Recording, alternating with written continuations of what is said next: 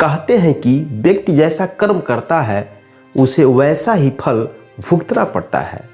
लेकिन कई बार ऐसा भी हो जाता है कि किसी एक व्यक्ति करनी का फल उसके साथ रहने वाले लोगों को भुगतना पड़ जाता है। आज की सच्ची घटना में कुछ ऐसा ही होता है। एक पत्नी के किए गए कर्मों का फल उसके लड़के और उसकी माँ को भुगतना पड़ जाता है। नमस्कार दोस्तों, मेरा नाम संतोष, आप देख रहे हैं क्राइम का सच।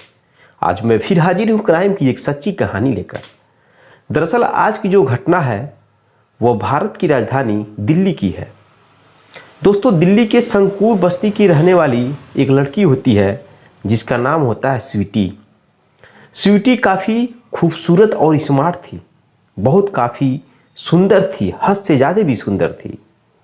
दोस्तों, वह ग्रेजुएशन की पढ़ाई पूरा करती है और ग्रेजुएशन की पढ़ाई पूरा करने के बाद वह मार्केटिंग से डिप्लोमा कर लेती है।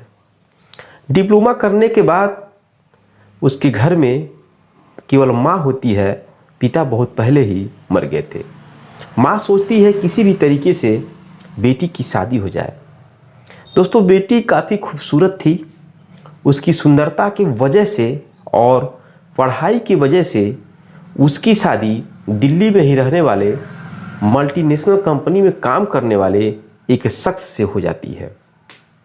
शादी होने के बाद स्वीटी अपने ससुराल चली जाती है और ससुराल जाने के बाद दोस्तों वहाँ पे उसे बहुत ही सुख और आराम मिलता है। उसे किसी भी चीज़ की परेशानी नहीं होती है, पैसे की, धन की, किसी भी वस्तु की उसे ज़रूरत नहीं पड़ती है। हर चीज़ उसे मिलता है जो चीज़ मिलना चाहिए। दोस्तों, उसका पति भी स्वीटी से काफ़ी प्यार करता है क्योंकि वह ऐसी खूबसूरत थी कि किसी के भी मन की जो बात है वो डोल जाएगा। वो दोस्तों बहुत प्यार करता है। लेकिन दोस्तों, जैसे ही 6 महीने बीत जाते हैं वैसे ही स्वीटी एक कंपनी में काम करने की कोशिश करती है, लेकिन उसका पति उसे मना करता है। उसके सास ससुर मना करते हैं कि बेटी, तुम्हें किसी भी चीज़ की ज़रूरत पड़ती है तो हम लोग तुम्हें देते हैं। न पैसे की कमी है, न खाने पीने की कमी है, फिर तुम क्यों जॉब करना चाहती हो? जॉब मत करो। दोस्तों, ऐसा कहने के बाद स्वीटी मान जाती है, जॉब करना नहीं जाती है, वो मना कर देती है। लेकिन दोस्तों, स्वीटी एक घूमने वाली लड़की थी। वह बंद कमरे में रहना नहीं पसंद करती है। दोस्तों, कहा जाता है कि दिल्ली है दिल वालों की। तो दोस्तों, आप समझ गए होंगे, वह घर में कैद होकर रहना नहीं चाहती थी, वह बाहर घूमना चाहती थी। इस वजह से वह अपने पति को बार बार दबाव बनाती है जॉब करने से। जब उसका पति नहीं मानता है, नहीं आदेश देता है जॉब करने के लिए, तो वह घर में नाटक करती है। नाटक इस कदर करती है कि मुझे इस घर का मालकिन बनना है। आप जितना भी पैसा कमाते हैं सारा पैसा अपने माँ बाप को दे देते हैं, वह सब पैसा मुझे चाहिए। दोस्तों, वह धन की बहुत लालची थी। वह चाहती थी कि मेरे पास पैसा आए और मैं उस पैसे से अपनी अय्याशी की ज़िंदगी जी सकूं, बाहर घूमूं, जो चाहे तो करूं। लेकिन दोस्तों, जब उसका पति इस बात से इनकार कर देता है तो घर में हर एक बात को लेकर टेंशन होने लगती है। लड़ाई झगड़े घर के अंदर फूट डालने लगती है, जिससे पति बहुत परेशान हो जाता है। और पति अपनी पत्नी यानी स्वीटी को बार बार समझाने की कोशिश करता है, लेकिन वह नहीं मानती है। घर पे बिना बताए ही ज़बरदस्ती दोस्तों वह एक कंपनी में नौकरी करने लगती है। घर वाले मना करते हैं लेकिन वह नहीं मानती है। फिर वो घर से बाहर आने जाने लगती है और कंपनी में डेली जाना, फिर घर पे वापस आना। इस तरह से वह जॉब करने लगती है और जॉब करने के दौरान उससे से कई लोग मिलते जुलते हैं और वह अपनी खूबसूरती का फ़ायदा उठाकर कई लोगों को अपने प्रेम जाल में फंसाती है और उनसे पैसा ऐंठती है। इस तरह से दोस्तों वह अपनी आदत बदल लेती है और वह बाहर आज़ाद होकर घूमने लगती है। जैसे कंपनी में काम करके घर पे आती है तो फ़ोन पे चैटिंग करना, बातें करना, सारा प्रोसेस चालू होता है। धीरे धीरे पति को मालूम चल जाता है पत्नी की हरकत देखकर, क्योंकि पत्नी का अपने पति से लगाव कम होने लगता है। वो बाहरी मर्दों से आकर्षित हो जाती है। पति यह सब जानने के बाद भी वो परहेज करता, अपनी पत्नी को समझाता है, लेकिन पत्नी दोस्तों नहीं मानती है। जब पत्नी नहीं मानती है तो दोस्तों पति अपनी पत्नी को छोड़ने का फैसला लेता है। जब यह बात पत्नी को मालूम चलता है तो वह तो चाहती थी कि मैं आज़ाद हो जाऊं, क्योंकि वह बाहर की ज़िंदगी जीना चाहती थी। इस वजह से दोस्तों जब उसे इस बात की भनक पहुंचती है तो वह गुस्सा होकर अपने मायके चली जाती है, ससुराल छोड़ देती है और ससुराल जाकर रहने लगती है। उसकी माँ थी और कोई नहीं था, वृद्ध माँ थी, वो रहने लगती है। उसी बीच में उसका एक बच्चा पैदा होता है। वह लड़का पैदा होने के बाद वहाँ पे वह चैन से रहती है और एक बंधन से मुक्त हो जाती है अपने ससुराल वालों से।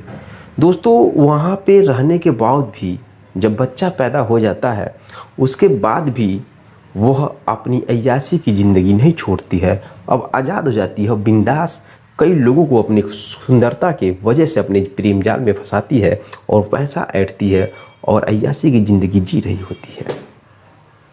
दोस्तों पति कुछ नहीं बोलता है, पति छोड़ देता है, न बातचीत, सब कुछ बंद हो जाता है। जब उसका एक बच्चा पैदा होता है तो अपनी आदत नहीं सुधारती है और लोगों से यह कहने लगती है कि मेरा पति मर गया। यह बात कई लोगों के मुंह पे कहने लगती है। इस दौरान दोस्तों उसके ऊपर कई बार कंप्लेन भी होता है। कई लोगों को अपने प्रेम में जाल में फंसाकर कई विवाहितों की ज़िंदगी घर बर्बाद कर दी थी, लेकिन कोई ठोस साबुत न मिलने के बाद उसके ऊपर कोई कार्रवाई नहीं की जाती है। इसी बीच में दोस्तों दिल्ली के एक फ़ोन व्यापारी से उसका लगाव बढ़ जाता है, नज़दीकियाँ बढ़ जाती है और वह प्रेम करने लगती है। प्रेम उसका बस पैसे से था। प्रेम करने के दौरान उसके सभी पैसों को अपने पास लेना, खर्च करना, हर एक ज़रूरतों को पूरा करती थी उसके पैसे से। और जो फ़ोन व्यापारी था वह हर एक इच्छा उसकी पूरा करता था, पैसा देता था, जिसका नाम था शंकर।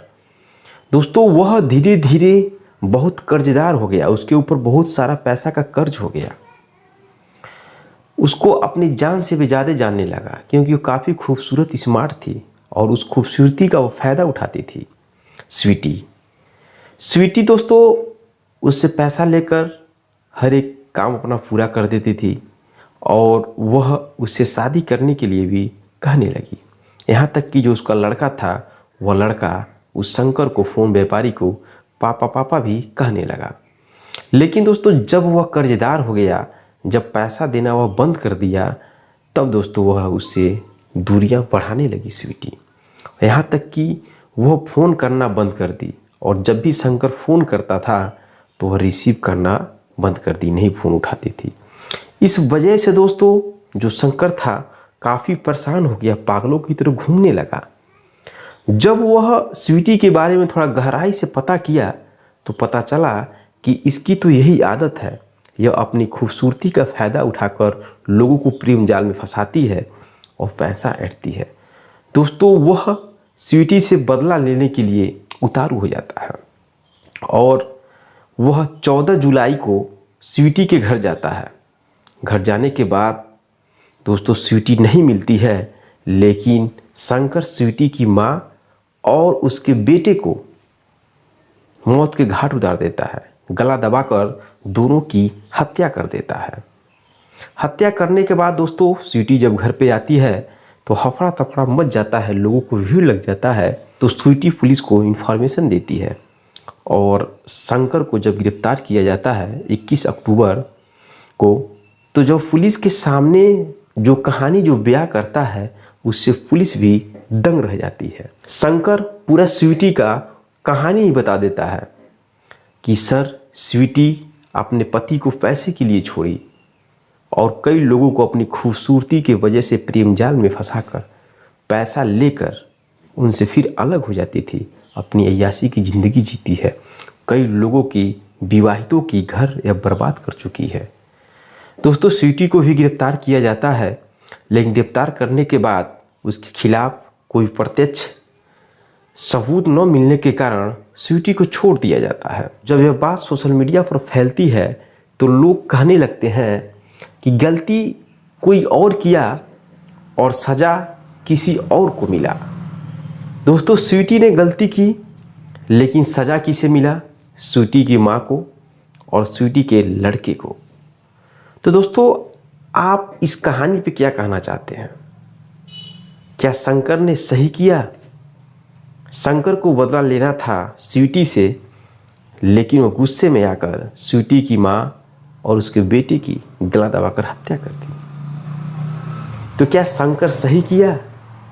क्या यह कानून सही किया स्वीटी को छोड़कर, कि स्वीटी पे बारीकी से जांच करना चाहिए था? इस कहानी पे आपकी राय क्या है? इन बातों पे आपकी राय क्या है? कमेंट बॉक्स में कमेंट जरूर करिएगा। दोस्तों आजकल लोगों पे विश्वास बहुत कम हो गया है और आजकल की शादियां एक हवा की झोंके की तरह हो रही हैं। कब शादी हो रही है, कब शादी टूट जा रहा है, कोई गारंटी नहीं है। लोग धन के लालच इतने करने लगे हैं कि लोग अपने रिश्तों को भूल जाते हैं, अपने रिश्तों को लोग गला दबाकर हत्या कर देते हैं।